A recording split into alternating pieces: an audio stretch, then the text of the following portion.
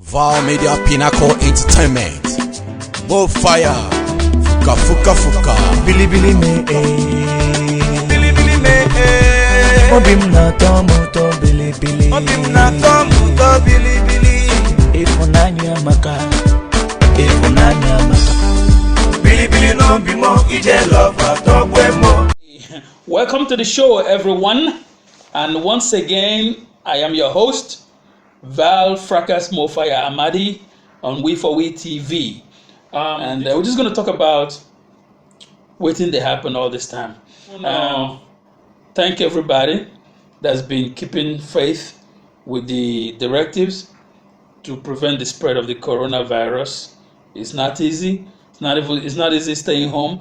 It's not easy taking some of the steps that we've all taken in one way or another to help stop the spread. And we just want to also thank all our frontliners. You guys rock. Frontliners, or not too much. Last week on We4We TV, we honored all the frontliners. You know, we had a nice show out there.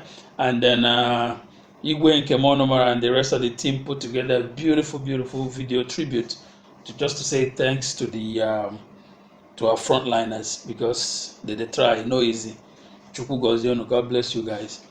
Yes. So right now, let's move fast and let's get into the nitty-gritty of waiting to happen. All right. Right now, we're going to be talking about. Come on, wait. Make I roll that tape, I beg. I need to see that tape again.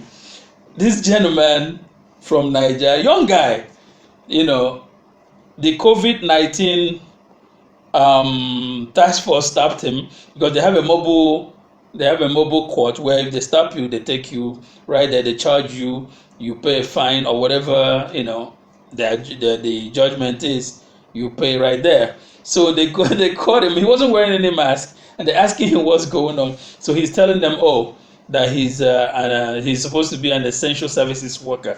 So because he's a native doctor, that he's going somewhere to go meet somebody very important. He was showing them his necklace that they are playing with their ancestors and all that. A lot of people think, I mean, you should see the guy's swag, the way in waka. I bet I'm not gonna roll that tape. I beg. I have to keep a serious face on this one.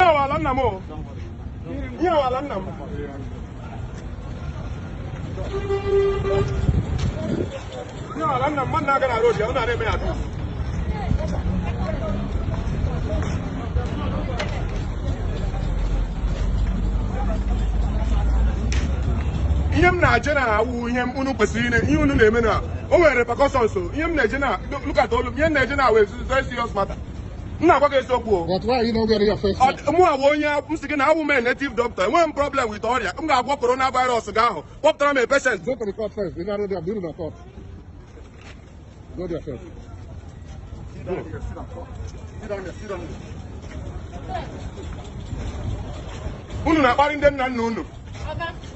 Unu na-akparị Chineke ala Igbo, unu na-akparị ya. Onwe ya need imi ahụ. Unu na-akparị Chineke ala Igbo, Chukwu okike a. Unu na-akparị ya. Unu niile na ya wunde, mana nna unu, ihe nna unu ji rie na ala Igbo abụ mgbọrọgwụ na agba akwụkwọ. Onye ọcha na-atụ ụjọ ọrịa, unu wee so na-atụ ụjọ ọrịa. A white man will be scared of his sickness. You Africans that are hardcore Ebola and know that it is traditional. This is what we do. We are herbal. It can start some kind of debate where a lot of our people are saying, how come we give this much respect to the allopathic doctors and we don't do the same, we don't accord the same to the native doctors? So it's a big debate where some people think he was stupid and silly for acting that way and telling them to bring coronavirus patients, he would treat them. Yo, you know what? Hold on. Let's do this. Let's get a perspective from Yugos Benjamin Ugochukwu Onyịrịụka, Owerri. He's actually from Owerri, Imo State, but he lives in America now. He understands the traditional religions well. He also understands Christianity. He's a very funny guy. Let's hear from him. Yugos Benjamin. Owerri. The young guy who claims him be native doctor when the COVID-19 task was stop him. You know, young guy, sharp looking. A lot of people say the guy reminds them of Odumeje. You understand? He had that swag, you know. When they put him over, they try to talk to him, and he's telling them he's a native doctor and that he's an essential worker, that he's allowed to walk around. He didn't even need a mask. In fact, they should bring him coronavirus patient, make him begin to them. So, Yugos Benjamin, the guy, our native, they will be native doctor. Should they be considered essential workers? Indeed, I'm just asking. Okay. Likewise, somebody who is a medical doctor, somebody who is a nurse, all of them are from the same family. They are all essential workers. You know, because when you come to Western world, right? Yes. You see them say these guys are herbalists. They try to modify their own name, but when it comes to our own side, they try to give us that impression that what we have is evil. So somebody being a native doctor does not mean that the person is a killer. Evil. It's not evil, yes. So, yeah, somebody who is before the arrival of the white man. That was the way our forefathers used to do our tradition. Yes. That's the way they used to do treat themselves. You go to the doctor to go and get themselves cured, they are sick. So when the guy said that he is an essential worker, that he's going somewhere, he's going to actually meet his clients. So they should have permitted him to go about his business. Yeah, I like that. That was my take. Yugos Benjamin, this guy is an essential worker. I really love that. I like the swag. I like his swag. He's like very confident. He loves his profession. The way he even tried that the guy was like, do you know where I'm going is very, very important. Yeah, I love that guy, man. No, but how he was moving. How he was moving. You know, he even told them, how do you people want it? Get the client, let me cure the client. Get your business, I will cure them. Yeah, he told them he cured the client. So, but Yugos. Anyway, thank you very much, Yugos. We4We TV, we appreciate your insights always. And it's so hard to let you go, man, because you always bring in some good stuff and you drive us crazy over here. God bless you, my brother, man. Have fun, man. All right, man. Cheers, my brother. Cheers. All right, bye-bye. So, let's talk about this gentleman from Cameroon that lived in Marlboro, Upper Marlboro in Maryland. This gentleman went around being called Dr. Coronavirus because he had all these remedies, concoctions. He had the ginger, he had the garlic. I bet we're gonna roll that tape, I beg. He had the garlic, and then he mixed them up, all these home remedies, and he was taking them. He was even telling people to come on and then, come get some of the trado medicines that he was putting together. And you could see the enthusiasm and the passion in what he was trying to do. And then all of a sudden, he passed on from likely overdose of the remedies that he had concocted. Because they said he went through a situation where his intestinal organs were perforated, and he died from it. Roll the tape. Let me see that. Yeah, multiple coronavirus. You walk away. So any man we not say get that coronavirus, he can give small medicine. Yeah, I be located for high school for Upper Marlboro. Okay, thank you now.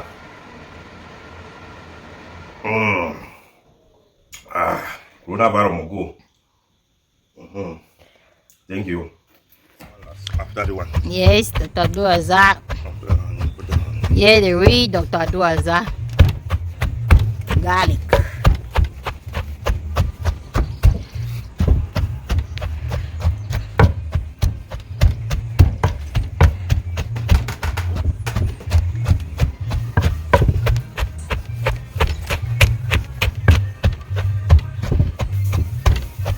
Dr. Duaza, so how you feel under that heat? This is fantastic, man. You don't move all your sweat. See you again, no. Baby, we'll meet up forever, no. I don't want to see you again, no, baby. Baby, I don't see you again. We'll meet up forever, no. And then it's just crazy. It's so emotional. It's so painful to see a young man just go like that. And a lot of people are going crazy because this guy really, you could just see that passion. He's trying to do his best to survive. So while trying to stay alive, the person just dies off like that. So it's like this whole coronavirus thing is just driving us crazy. It's like, what do we do next? Yes, so and another very, very, very painful situation. A lady just passed on also. A Nigerian woman, 47 years old, just died. Just so painful. And the video is all over social media. I think we can roll part of the tape. Let's see. But this woman's own is so another painful African diasporan death. It's very emotional. When she first passed on, people rumored that she's a nurse and that she had died from the COVID-19 infection. But later on, some friends and family corrected that. They say she was a computer programmer or an analyst and not a nurse. And then also that she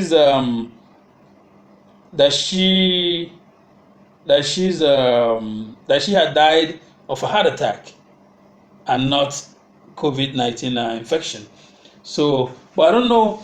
That's another discussion we're going to have next. If our people are too quick to label every death occurring within this pandemic period as COVID-19, as related to COVID-19, are we too quick to put that label on it?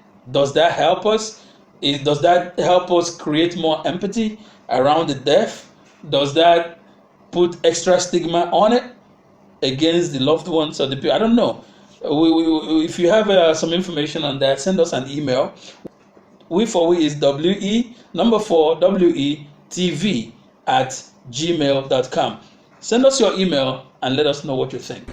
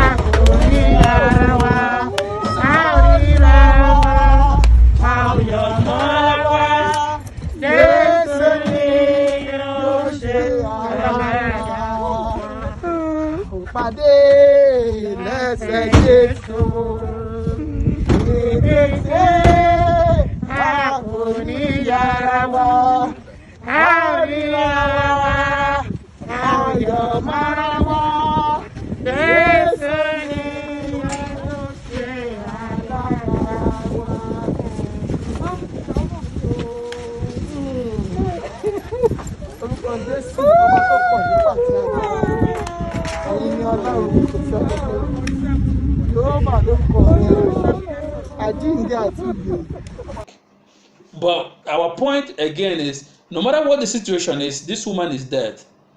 If whether she's a nurse or a programmer, or even if she died of COVID-19 infection or heart attack, it does not matter. What matters is we have a woman that struggled her life. She's tried to build a life for herself in America, and she died at 47.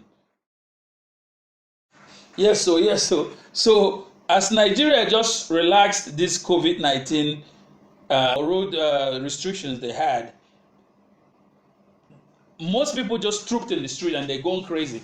they think it's like Christmas, early Christmas or something. People are jubilating, celebrating after staying home for so long. You should have seen how they rushed onto River Niger Bridge to cross. Some people crossing from the Anambra side to Delta side. Some people crossing from the Delta side to the Anambra side. I think roll the tape. I think we have the tape here. And also, even in Lagos, people just, you should see where customers are fighting with security personnel and bank workers to push themselves through the gate.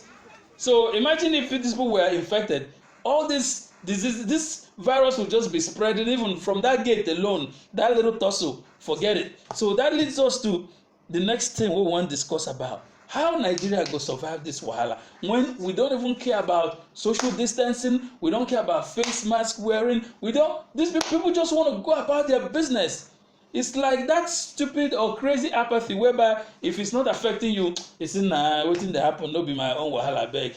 Telling the bank people, open door, we want to collect money, we want to do transaction. Now by force, you don't want to survive, you don't want to stay alive. Wow. Ha.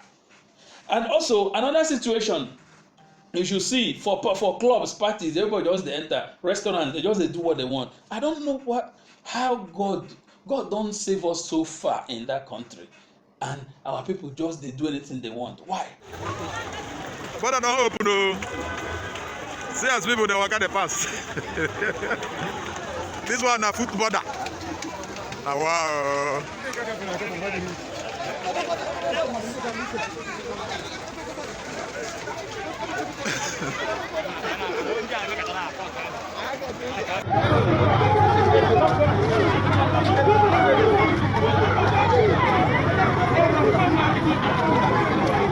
I think that the biggest mistake government has made is to say that they will relax the lockdown.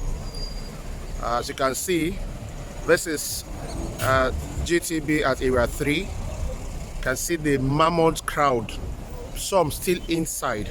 It's unbelievable. I can guarantee that in the next few days, the spike we'll witness will be unprecedented. And I think government needs to be responsible up to for this. How do you do this? How do you manage this? Look at the cars all over the place. Look at this. Look at that. Just when we're experiencing increase in a daily on a daily basis of people who are, that's Union Bank there. You can see the crowd. Let me zoom it. You can see the crowd there. So you can imagine that's Union Bank there. So I think we're not doing enough here, if you ask me. Another thing we want to talk about, now this in Gombe State, they have people they put inside isolation camp. They're not feeding them according to the people. We have the tape, you can roll it, courtesy of TVC.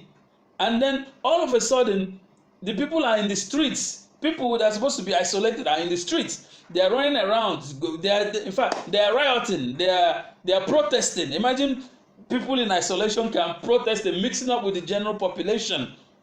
Which kind of isolation be this again now? And they are saying that they've not been fed, they've not been given medical attention, they've not seen the doctors, nothing. They're just being held there.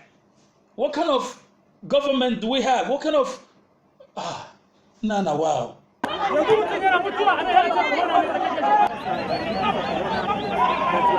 These people behind me here are confirmed patients of the coronavirus. They've been confined here at an isolation center in Cordon. But they were protesting this morning, complaining about their welfare, feeding. And they're also alleging that since some of them have been confined here for up to 2 weeks, they've not been given any medication by the team assigned to take care of them by the government. They're saying that sometimes they go for days without seeing a single doctor. Since when I enter here, nothing they give me. Nothing.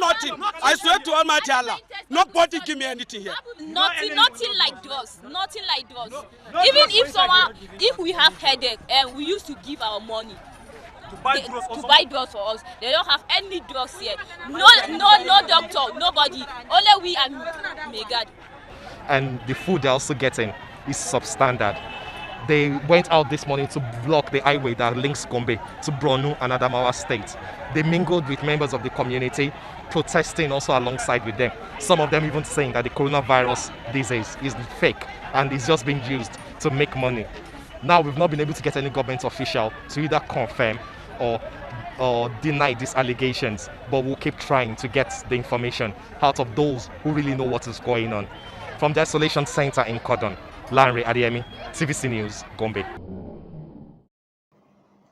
So, some people are saying that this whole COVID-19 thing might be ways for the government to keep trying to take money from the European governments and spend it or eat it the way they've been eating our money all along. That the COVID-19 thing is not really a big deal in Nigeria, but the Nigerian government or Nigerian officials are trying to make it look like a big deal so they can get more money. Like Nigeria just borrowed another $4.something billion from the IMF. So they said these are one of the things that they want. The 50 million European Union just gave to Nigeria, those things. So another thing we want to talk about is COVID-19 being politicized, especially in Africa. Let us know your thoughts. We4We TV at gmail.com. WE4WETV@gmail.com. Let us know your thoughts. That the whole thing boils down that our government did not handle the situation very well. They made people to believe that this is fake. You know, by the way they are doing their thing, me and you know that the way Nigeria is handling their coronavirus issue is just like the laughing stock. Yeah, they're not taking it seriously. They're not taking it serious. They're not making people to understand that this is what it is. You know, so the Nigerians are just seeing it like, well, whatever. This is just sort of the normal way of creating rumors everywhere. You know, you cannot tell a hungry man to go to quarantine. Yes, you can't tell a hungry man to go to quarantine. That's another thing. And then you can't send a hungry man to go lock himself up, and he's still going to be hungry. So it was a big building collapse in Imo State, Owerri, Imo State. 8-story building just went down in the middle of the lockdown, and then this 8-story building was under construction. So they had workers, about 40 people trapped. I made a report there. I was over there a few days back. Roll the tape. It's a fracas smoke fire for We4We TV. We are live and direct from Owerri, Imo State. Right behind me is a scene where an 8-story building collapsed yesterday. So right now, people are still trapped in the building. We spoke to the Owerri Capital Development Authority people, and my name is Wisdom Onyema. This is where they are here now because of this building, and the hope has already been here because of this building. So the governor was here earlier, and the chief of staff, and our GM, Innocent Imam is here. Because of everybody wants to know everything concerning this falling off. So people want to know how many people have they been able to rescue so far? 12 people. Yes. Okay, 12 people. Yes. How many is alive? 8 is alive now. Okay. 4 have already dead. Oh, man, they're so rescued. So viewers, we lost 8 people. Sorry, we lost 4 people so far, confirmed. 8 people are alive, so 12 have been out. And you still believe there are more people in there? Yes, there's more people there. More than we don't bring 12. Yeah. So our people, wherever you are, say your prayers. People are really pensive here. Workers like this guy, they're not resting. They've been here since yesterday. They're going back and forth. So while I was over there, I made a passionate appeal to the OCDA, that's Owerri Capital Development Authority, to do something to help better our building codes. Because from what I see, a lot of the people just go on there and start constructing, especially when you have people in the diaspora sending money to some crooked engineers here. They just buy cement, mix whatever. They don't check the metals to see if they can hold such huge buildings. They just start building. So now the governor of Imo State had issued an arrest warrant for the owner and also for the construction people or the engineer. So now the question is, as an owner of a building, should you actually be arrested if the building collapses, or should it just be an issue with the construction engineer? Because technically you're the one providing the money and then the engineer is the one working on it. If you're providing the money and the engineer is taking all the money and doing whatever and your building collapses, should you be held responsible for that? That's the question a lot of people are wondering. So they say unless the owner is also the construction engineer, then you can hold them responsible for that. So if you have any thoughts on that, let us know. We4We TV at gmail.com. Now, they were able to rescue about 8 people. 4 were dead on the first 2 days. It was still labeled a rescue operation. They are hoping that somehow, just through some miracle, they can rescue more people under that rubble. So we pray for them. The ones that are dead, may their souls rest in peace. The ones that are still trapped, may we find them alive. All this we pray through Chukwu Okike Abiama. He say, Val Media Pinnacle Entertainment. Both fire. Fuka fuka fuka. Billy Billy me Billy Billy me Obim na tomuto Billy Billy. Obim na tomuto Billy Billy. Ifunanya maka. Ifunanya maka. Billy Billy no bimo ije love at all.